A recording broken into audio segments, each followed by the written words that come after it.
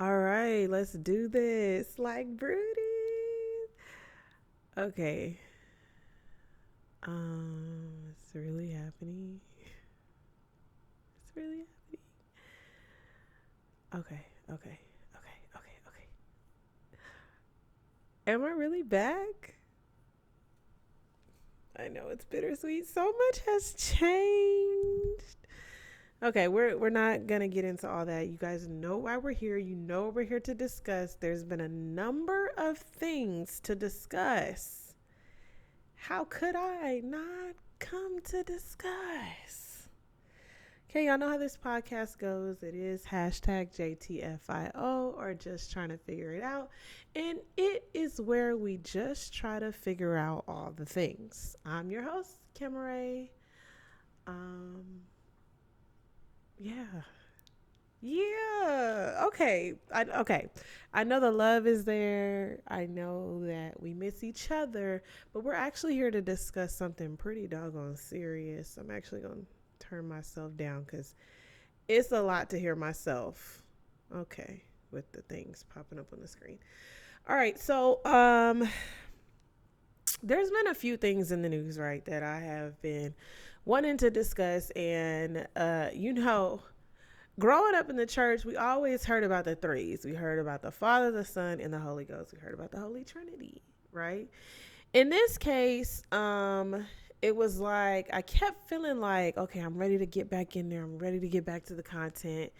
But things were not, I would feel impassioned or engulfed in a topic, but it wouldn't spark enough in me to set aside time to hop on this camera. And y'all know, a busy woman, time management's not my thing. So nothing was sparking me like that. But when you have Meg Thee Stallion come out with Cobra, and then you have the news come out about Keke Palmer and Darius Jackson, and then on top of that, Cassie comes out with a $30 million lawsuit against Diddy. It's like, how can a feminist not speak? Is all that I'm saying. Okay. How can a feminist not speak? Okay. So if you've been under a rock, these three things have occurred. And to be honest with you, the only thing that I can do is give my opinion. Okay. Some of these things are alleged. We have to make sure that we say that. But other things have been confirmed. Now, since the news initially came out with Cassie, because that's the biggest story, right? Y'all know that Cassie was with Diddy for years. She was only 19. He was like 30 something in his late 30s, right? And she wanted a music deal. She wanted a record deal. And let me tell you why this is hits home all too well for me, right? In the time when we were coming up as singers, right? Different me, my friends, people I know, everybody trying to be a singer, everybody trying to do the things. You're hearing about these 360 deals and you're hearing about the quid pro quo popping off and you're hearing about a lot of things and a lot of men abusing their power in the music industry, which ultimately led to a lot of us just not doing it, right? As far as R&B music, commercial type music, which is why, a lot of people did not pop because they refused to do the things, right, that the men were requiring. But in this case, Cassie signed a deal. What came out in these court cases is that Cassie signed a deal under Diddy for 10 albums. 10 albums. I'm a Beyonce stan. And I don't even know if Beyonce has 10 albums. Do you know? That's like musical slavery. Okay. In a sense, it's like, let me own you for this long amount of time and basically tie you up. You cannot go anywhere else. Right. So many things have come out in this case of, from, him threatening to light up Kid Cudi's car and that actually being a thing and happening, from him, beating her, putting hands on her and pimping her out basically, or, having her cut her hair or verbally abuse and kicking her in her. I mean, there's been so many things. And It's like, it's mind blowing, but it's not, but it's mind blowing, but it's not, but it's not, but it is, but it's not. Okay. It's mind blowing because Diddy has done a great job in this past 10 to 15 years of like cleaning up his image. Like his new name is like something with love, right? He's been Puff Daddy, P Diddy, Sean Combs, this love type person, and this entrepreneur type person came out with Revolt, and this person that seemed like he just trying to put black people on the map and do the things, just to come to find out that you are actually a villain out here. I mean, even like with when Kim Porter passed, just this demeanor that he took on of like this love that he had for her and like all of his kids and like this loving father thing, like, and then he just recently had another child, and then like him and Carisha, like they're a little weird back and forth. I feel like he has tried to maintain a certain image. Okay. And so to hear all these things, it's like, the things in the comments is like, oh, she just want money. She running out of money. Why did she wait so long to say something? And it's what annoys me, right? Because although Cassie is, I don't even know if Cassie's half black. I think she's half black. But the thing is about women, people be so quick to not believe, to assume that somebody's after a check or quiet as it's kept, I heard that he offered her an amount to keep her from coming out. And she was like, no, I will not be silenced. So I want y'all to know it's not about the money. Okay. It's not about the money. I think that when a person endures so many things, a part of their healing is when they can face something head on. They can put it out there and not worry about all the comments that are going to come out, or not be afraid of, how the person they're accusing is going to react. Like, it takes a lot of bravery to do stuff like that. So, that shook the internet. It shook the internet because it's like, well, now how is Diddy with Carisha? What is, Kim Porter's death like? Are we still looking at that the same? How are his kids looking at him? All these artists that were under him in Bad Boy who were saying he was stealing from them, and like, it really causes you to question like a lot of different things. Now, I'm not so much of a Diddy fan. He did just put out an album recently, and I was going to do a music review, but at this point it's like, I don't know if I should. But he did choose to settle. He settled in the case with Cassie and paid her off. And, that to me, when you choose to settle, that means there's a lot of truth there. You know that she has evidence, and you do not want to dive back in. You do not want to dive back in because you already know what it's going to be. You already know what it's going to be. So, although the Cassie story has taken us by storm, I'm not surprised at nothing that these men in the industry have done or are going to do. I'm not surprised because, and I hate to be sounding like I'm male bashing. I'm so for real, y'all. But something that was like a running theme in this time is like a man with money and power, like they're not doing anything wholesome with it. All these men, somebody tweeted like all these men that have been found to be abusing their power in the music industry, and the list was so long. It was so long. I mean, hell, even Curtis from Dreamgirls, he didn't fail for doggone Beyonce character. Effie was supposed to love me. Curtis was supposed to love me. So, I mean, this running theme of men being men, I mean, come on.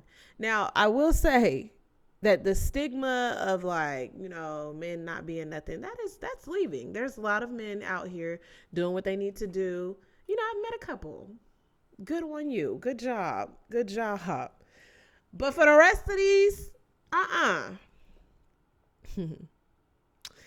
Okay, so Cobra. Megan Thee Stallion dropped Cobra maybe 10 days ago, maybe a week and a half, 2 weeks ago. And everybody was ready to shake something, drop something, twerk something. And it was not that. It was actually her sharing a lot of like deep, dark mental health type things. And they caused a lot of question, right? She mentioned some infidelity issues with Partisan Fontaine in her own bed. And you know, just how she felt overall. Y'all know for years, y'all told the girl that she wasn't shot by Tory Lanez, just for it to come out that he did shoot her. He confessed it on the doggone call from jail, and now he's in jail for it, and y'all still thinking that she just doing it for clout. You know, as a woman, as a person, period, the worst thing that can happen is you get hurt, you get through the hurt, nobody believes the hurt, you're validated in the hurt, still nobody believes the hurt. Now you're taunting, now you're teasing, now I have side effects from that, let alone just the hurt, period. The amount of things that she had to endure just causes you to question, are we really about Black love? Are we really about supporting one another in this brotherly love thing that we're pushing? No, because when it comes down to a Black woman in her pain, how are y'all pulling up? Everything is such a conspiracy. Everything is such a table topic instead of, no, this woman is actually hurting. In the video, she's shedding skin like a snake, right? And the symbolism of that is like she had to shed all these different layers and basically grow up really quickly in front of the world because the world was so judging her, saying, no, actually, no, this did not happen to you. So something with that is as a woman to know, you know, she lost her best friend. She lost all these things behind this dude. And regardless of if she liked them, if they was dating, if they was messing around and the best friend liked them too, like, yeah, like she might have did her dirt, right? But that don't mean she deserved to be shot. Just for y'all to still be like, well, how is you walking around so happy? Why is you, I mean, it just never ends, which is why I kind of had to like let up on the shade room, because the comments, it ain't even really the post. It's more the comments be so just like, what y'all would never say this in person to somebody for real. You would never.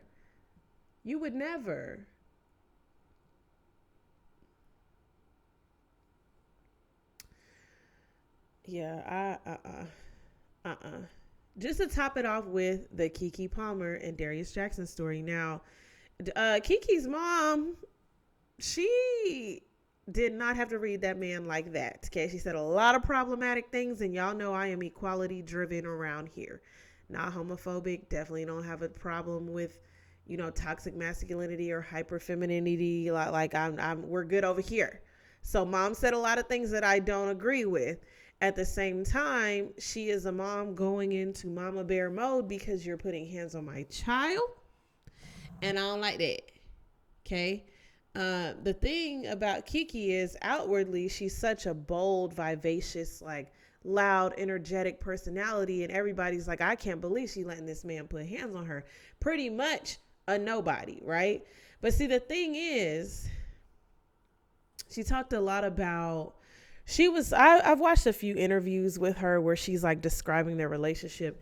And what she was describing to me was like love bombing. Like in one way, it feels good if you ain't had it, right? Like a person just giving you the compliments and showering you with the gifts, or, you know, spending quality time, or just being so enthralled with you. And that's what makes it so tricky, because it's like, man, you can't even trust that a person is fully into you authentically sometimes, because it could be love bombing. It could be like a really toxic trait, or you could just really be just normal, and this could be a really great thing that we got going here. You don't know until it's too late, right?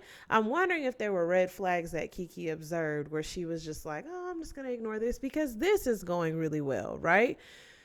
And a lot of the clips with her have just not aged well because he is somebody who does not have as much as her, is not in the limelight as much as her. As a matter of fact, he's his older brother, or his brother is one person that we know in the acting industry in Hollywood, but then we don't know him and we only know him through her. So it's like,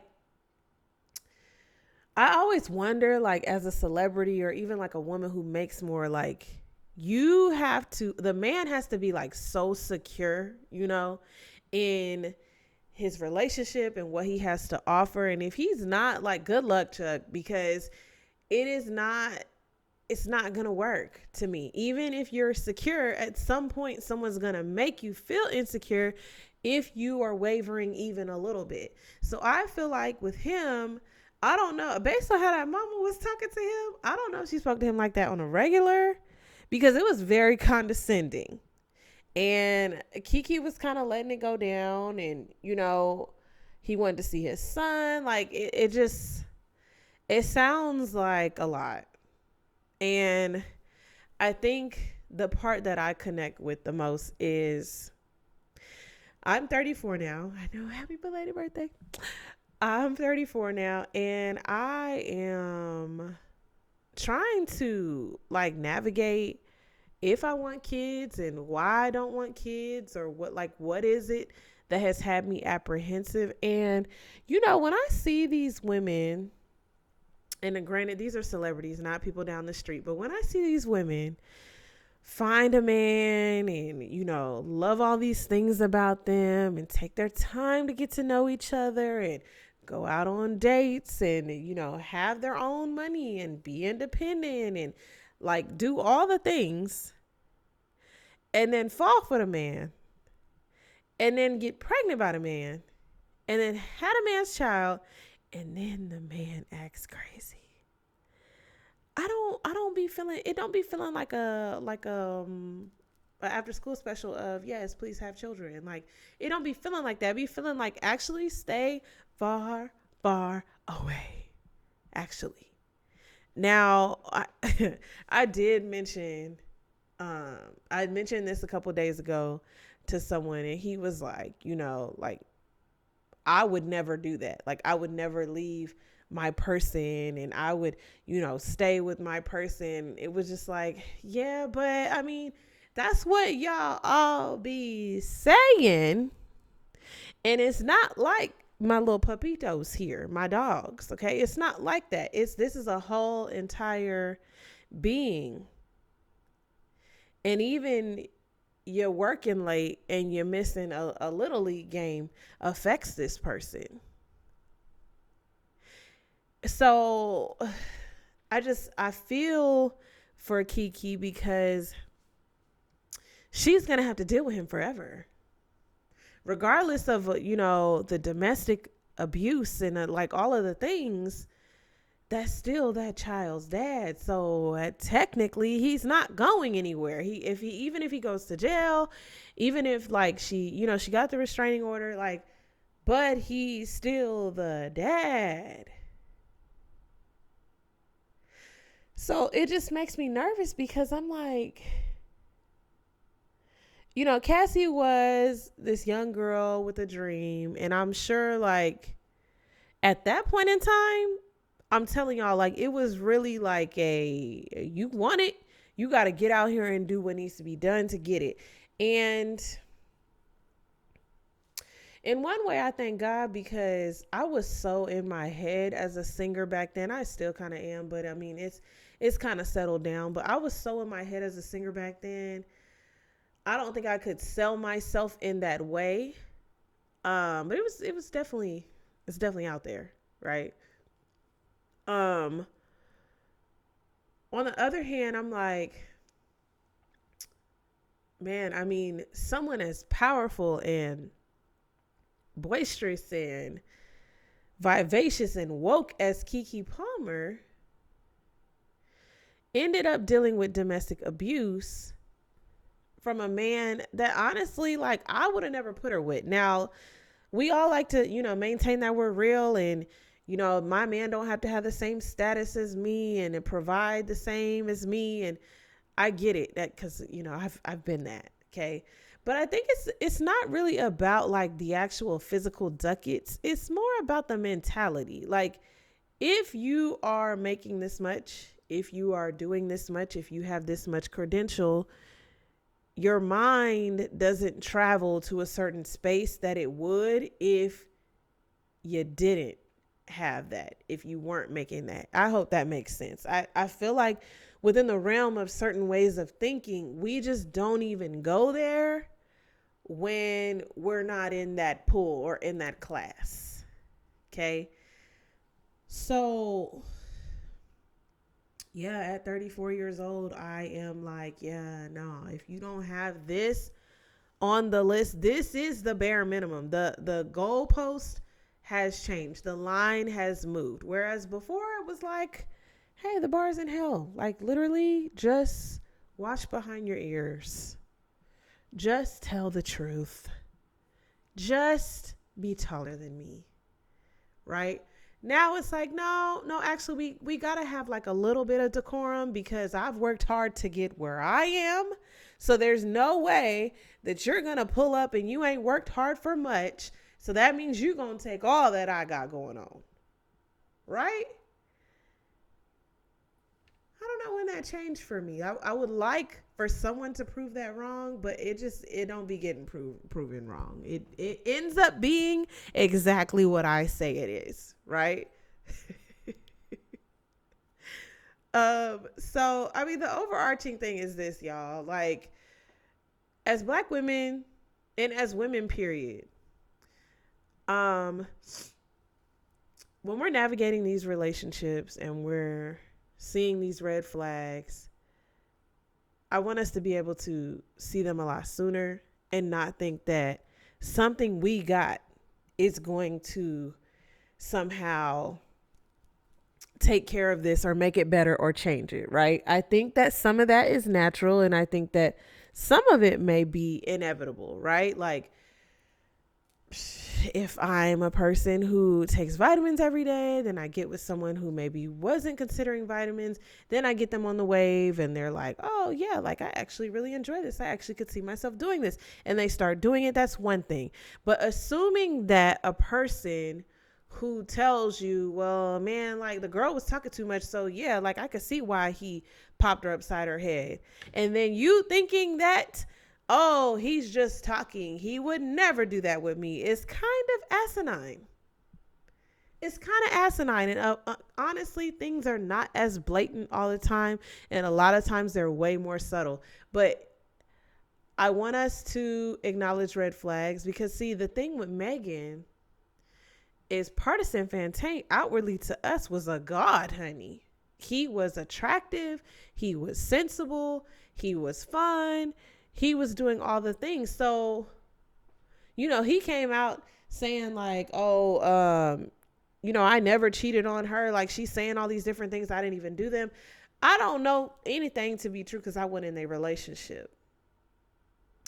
But I do know that she felt hurt enough or experienced something enough to have it in her music. Now, him putting up the Future meme and like all these things, like, no, we can't break up and just be, amicable every time and everybody have class. I get it. But we thought Partisan was one of the good ones. If you're a black girl, you're a black girl, you're a black girl. I just knew he was a good one. He could still be. I just don't, I don't know.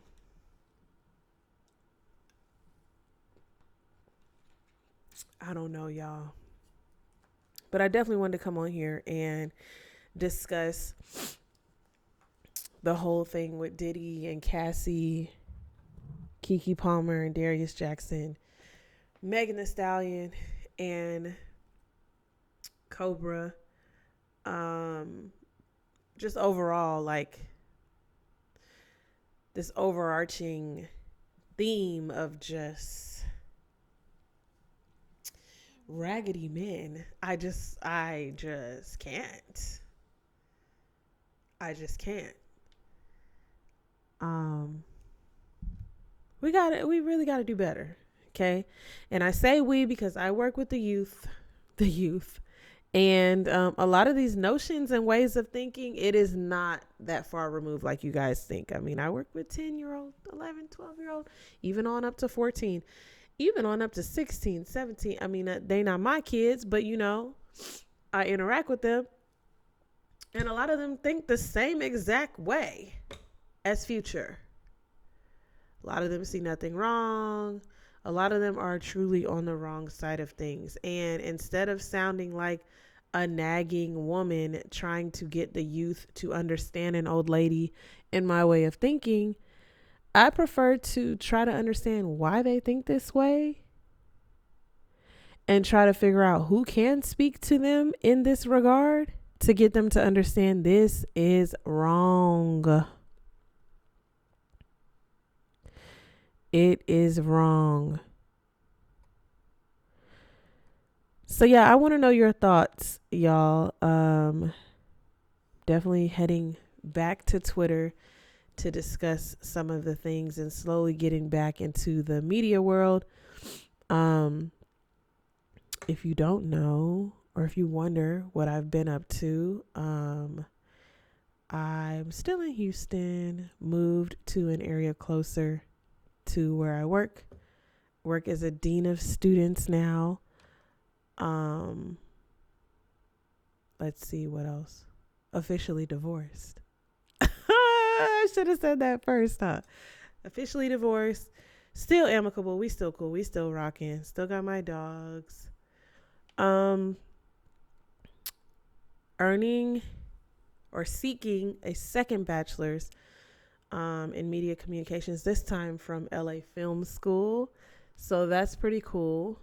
So a lot of my homework is surrounding my brand and doing all of those things. And it is a really good time when it's properly managed time-wise. I'm still all over the place regarding time, honestly, truly. But yeah, I would love to say that I'm back for good and we're going to keep rocking and look out for this next video and blah, blah, blah. But I don't know if that's going to happen. I would love to say that it's going to, and I would love to keep my word in that regard. But as of right now, it's just really hard to produce a whole lot of content consistently. So I'm Camerae, and you guys have been listening to #JTFIO or just trying to figure it out podcast.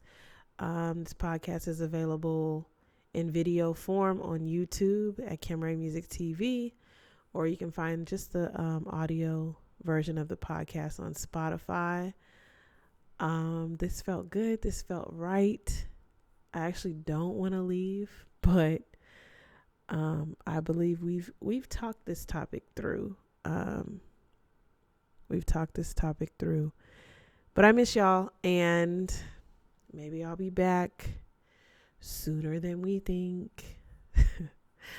Like this video if you're on YouTube. Share this podcast if you're on Spotify or whatever podcast app or platform you use to listen to podcasts.